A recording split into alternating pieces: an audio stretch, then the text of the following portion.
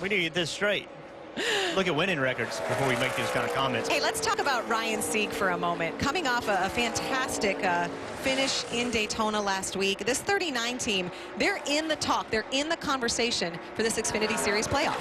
Absolutely, and I think that's the whole key to having a chase is I'm not sure Ryan Sieg, well, I am sure. Ryan Sieg's championship hopes would be dashed at this point in the old point system. He's just too far behind, out of touch with the leaders. But with the chase, he has the advantage. If he can make the chase, the major reset happens. They press the reset button, everyone's equal. There's no time. We saw it with Ryan Newman in the Cup chase. We saw it with Jeff Gordon last year. One win, and next thing you know, he's in the Homestead Miami final.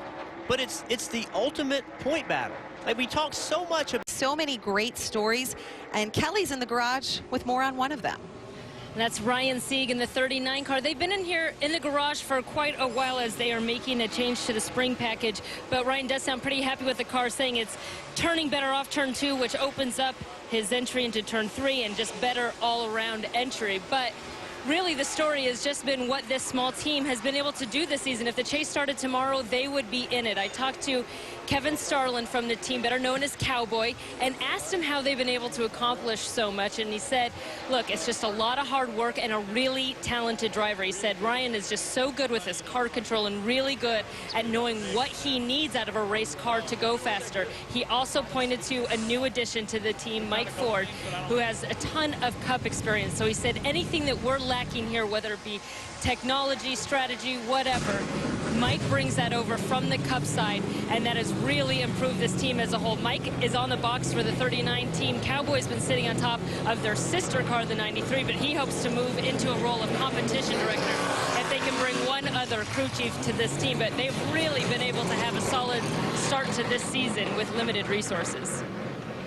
Yeah, Mike Ford's a great addition there. I tell you, talk about experience in a lot of ways. Mike Ford's actually on our team at Robert Yates Racing in '99 when we won the championship. He went on to be crew chief for myself, for Denny Hamlin, had a lot of success. So he brings a lot to that. And you put someone like that with that kind of experience with someone that I think is a talented driver that needs a shot.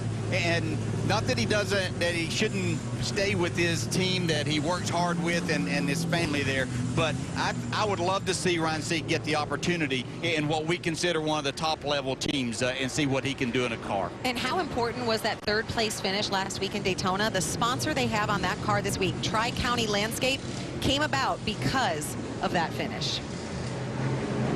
Yeah, he was saying that a lot of good things happened. He said that they're still struggling, trying to get money and put everything together. He said, but certainly days like last weekend certainly helped things a lot. He made a great move. I was telling him I thought he had a big enough run that he might win the race. And he said, yeah, how quickly things change there. But he was very excited and happy for what they were able to accomplish. 25-year-old out of Palm Coast, Florida is Ray Black Jr., and we'll learn a little bit more about him tomorrow. The 39 of Ryan Sieg, a 29-year-old out of Tucker, Georgia. What an incredible run they had again last week at Daytona, and it seems like he's really put together a good season. Yeah, the little team that can, right? I mean, they keep defying the odds. They keep, finding ways to get good finishes. They run well. They're not lucking into these finishes. They run well, and they're a strong contender to make the chase, and that's what I really like about this chase in the Xfinity Series. With the Cup drivers not being able to be in the chase, they're not eligible. It gives these smaller teams with full-time Xfinity drivers a chance to move into the playoffs, a chance to move in and do something. You can see right here, Ryan Sieg, he's 16 points to the good. And that's what this series is about. It's about giving young drivers a shot. It's about giving young car owners a shot to try to work their way up. And this, in my opinion, this chase allows them to grow their programs, to try to be bigger than they would have been without it.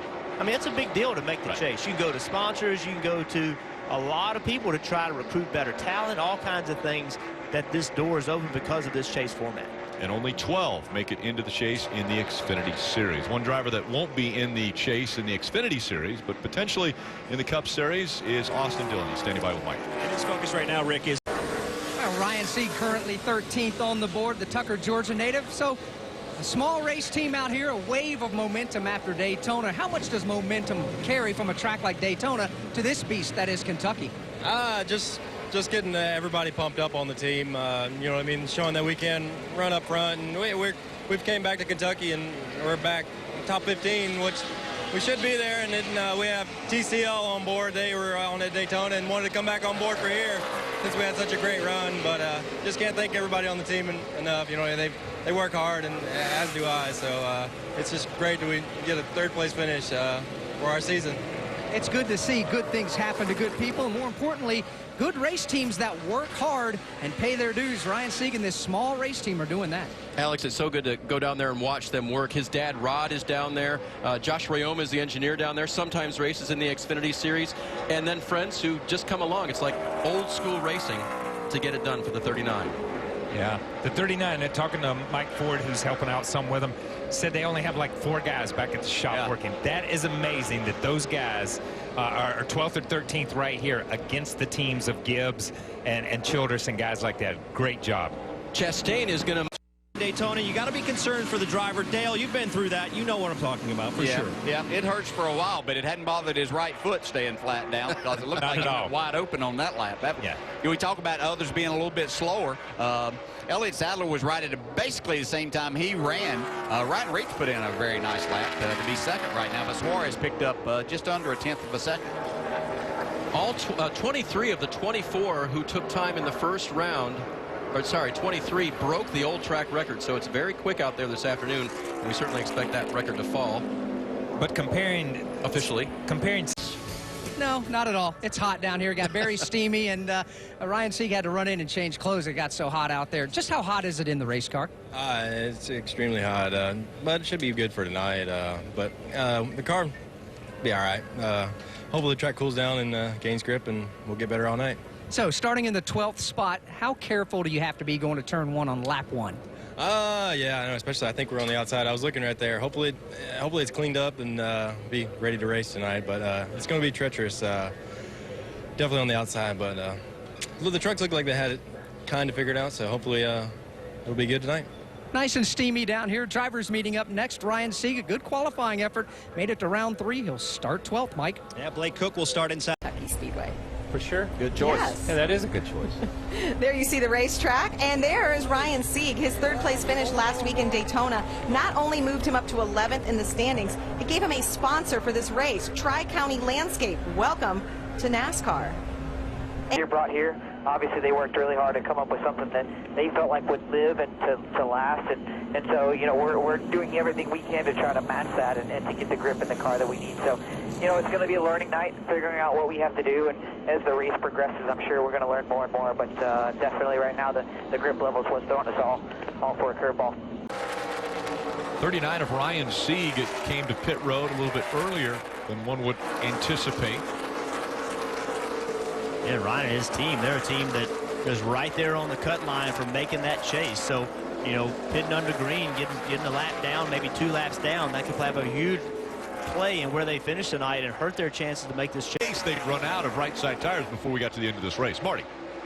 And Rick, let's check out the right rear from Ryan Sieg's car, and you can see a massive chunk out of that tire down to the cords for the right rear for Ryan Reed. And again, those only had 18 laps on them when they took this tire off. They did just change those on this last stop. And Steve, you mentioned the implications as well for this race team. Here they are. They're 11th in the chase standings right now in the Xfinity Series. Only 12 cars get in, so they're close to that cut line. They can afford an off-sequence stop like this. No, Marty, and I'm pretty confident that when that tire came off the 39 car, it became very popular. While we were on NASCAR Nonstop, you were able to see Ryan Sieg get a little bit wild coming through 3 and 4, and that made it 4 wide as they came out of turn 4. Yeah, Ryan had a problem. Everybody had to avoid him, but and created that. When he had that problem, it created an opportunity for the 12 of Blaney, and he jumped on it and took advantage of it and got by the 2 of Dillon.